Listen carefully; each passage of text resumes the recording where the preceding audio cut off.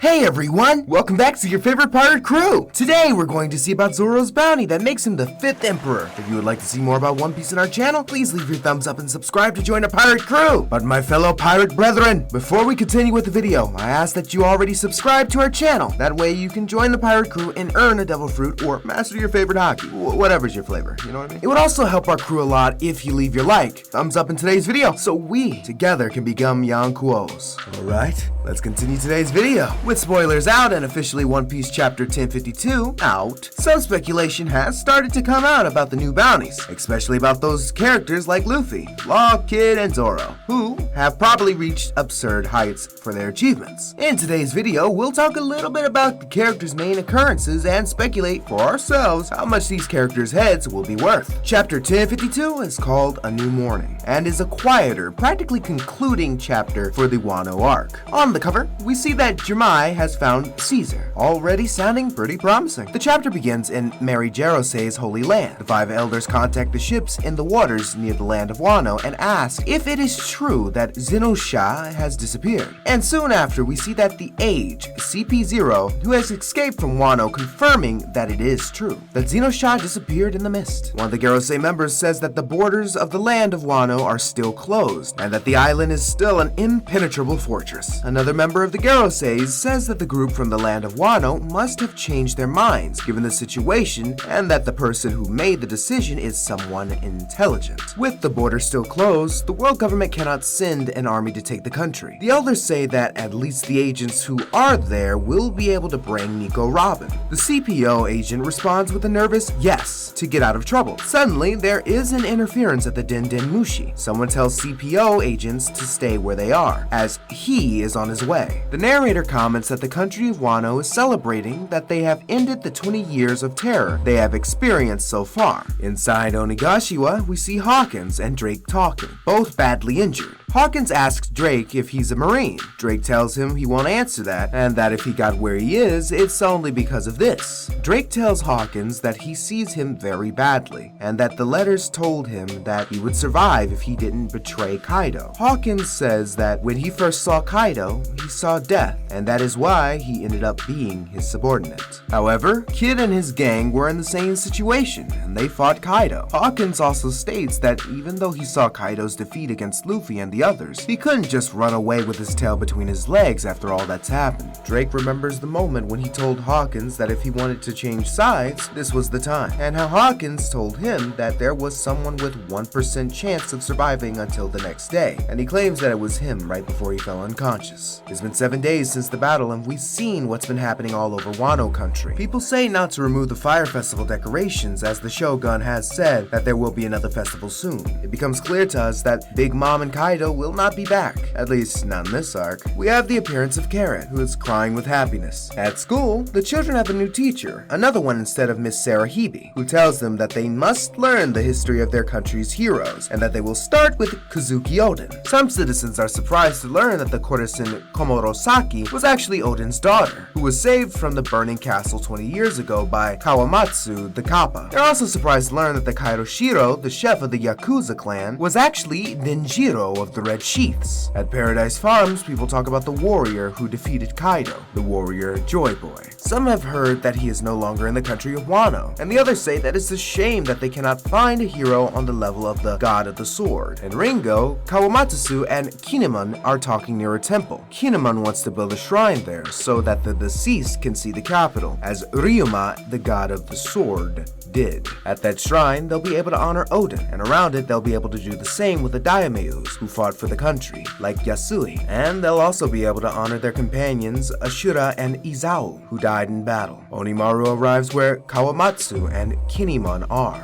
He's very happy. Kawamatsu's very happy to see that his friend survived. Marco arrives as well. Kinemon asks if he agrees with his words. Marco says yes. There is nothing better than resting in peace in his homeland. Marco regrets that he survived in the place of one of his companions again. Kawamatsu says that the same thing happens to them, and Kinemon says that they should pray for the heroes who are no longer coming back. We see Yamato sitting on the roof of the Shogun's castle. Yamato is hungry, although he refuses to say out loud. Suddenly, Hiyori calls her brother and Yamato to tell them that Luffy Taro and Zoro Juro have woken up. Hiyori takes a flying swipe at her brother, although Momosuke says it didn't hurt. We see that Luffy and Zoro have woken up, and that they want a meal and sake, respectively. Momosuke orders food for them. Luffy and Zoro ask for more, but Momosuke tells them not to eat too much, because there will be a big party today. Momosuke was waiting for them both to wake up, to celebrate him with the whole town. The pair looks at him strangely, because they don't know who he is. Momosuke angrily says that it is him. Luffy's surprised, but he remembers that it's true,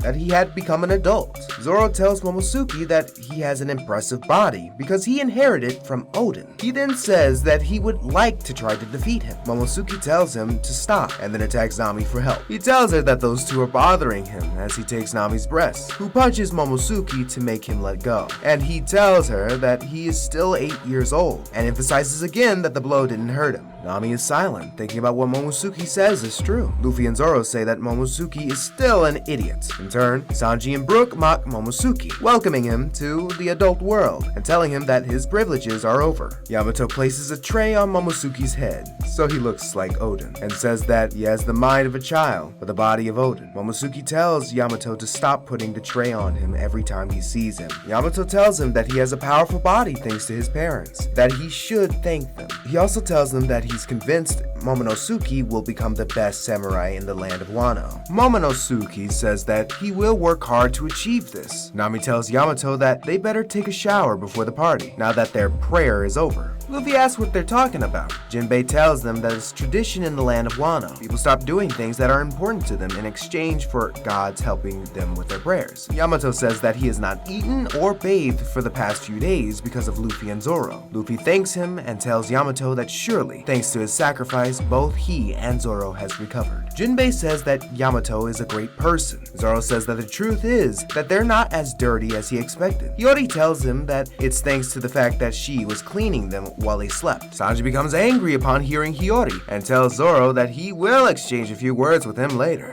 Zoro then remembers the words Sanji told him while they were fighting Queen and King, that if after the fight that he saw that he wasn't the same as he always was, he would kill him. Zoro throws himself at Sanji and tells him that he came back from hell to kill him. Sanji tells him to calm down and that everything's been resolved. Yamato tells Nami that there are no mixed baths in the castle, and Kiku asks Nami if she doesn't mind taking a bath with the girls. Already in the bathroom, we see that Yamato is showering with the men, so much that Sanji and Brook wonder if they are dreaming. Momonosuke cannot believe that Yamato is acting so cheerfully. In the woman's bathroom, Nami says that the men are making too much noise. Tama touches Nami's breast and says that when she grows up, she wants to be as fascinating as she is. Kiku says that in the past, she has showered with Odin and the men, but it was very awkward for her. Hiyori tells her that Kiku's words bring back good memories, even though she is now the oldest. In the town, people announce that the party will be today, and that they should let the other parts of the country know to attend. In the Tokic port of Odin, we see that repairs to the ship and the Frankie Shogun have been completed. Beepo, Killer, and the other pirates hallucinate the robot. Kid tells his crew not to get too distracted and to stand guard until they set sail. Killer says word of what's already happened here is on everyone's lips, and that they will now take the place of the Yonkuos as targets for the entire world. Law says that he's right, and that due to the closed borders of the land of Wano, they have no way of knowing what's happening out there. Beepo says that certainly the bounties of his captain and the rest have risen to numbers never seen before. Apu appears next to Inbai with a newspaper in his hand. Apu says that he doesn't really know where the journalists got their information from, but the bounties are very interesting in the newspaper. Kid tells him that surely it was Apu who gave the information. Apu says that if they want to see the newspaper, stating that it was all there, the new bounties and those who would be named the new Yonkuos. This already gives us a hint that there will be more than one Yonkuo being named, someone other than Luffy, who will probably get a bounty to match the one Kaido had. We can assume that such a commensurate bounty will come to other characters, including Zoro himself. After all, we must remember that he beat Kaido's right-hand man, being the only one capable of hurting the Yonkuo, besides the captain himself. It is likely that his head will be wanted at a figure above 1 bill, something like 1.4 bill, easily surpassing Sanji's this time, but perhaps this one also coming in at 1 billion. Given this, we can say that Sanji would almost be a 5th Yonkuo, as he would only be below the current ones, which we assume could be Shanks, Blackbeard, Luffy, and Kid. Law could get something around 1.8 bill, and Kid 2 bill for his head. Luffy? Well, something around 3 bill up to 5 bill easily for his actions and obviously for the revelation and threat as Joy Boy. We go to the waters near Wano country. There we see that someone with a flower on his back is flying while speaking for Den Den Mushi. We listen to Akainu and Ryukugyu's conversation when the Admiral says that he is in the sky going to the land of Wano, and Akainu replies that he shouldn't do anything unnecessary, with the chapter ending this way open-ended, while we look forward to the conclusion and a grand cliffhanger in the next chapter. Probably something big enough to make us look forward to the next return of One Piece manga in a month, as Oda will take a month off to prepare for the final saga of the work. But what about you? What do you think of the conclusion of this great arc? What do you think will happen in the next and last chapter of Wano? Leave your opinion in the comments. Well, that's it, my Mugiwara. I really hope you enjoyed this video. And if you have any suggestions for a video, don't forget to comment below, because I'll be reading them all, as I always do. Also, don't forget to leave a like if you enjoyed the video, and be sure to subscribe and ring the bell so you don't miss out on any content from your pirate crew!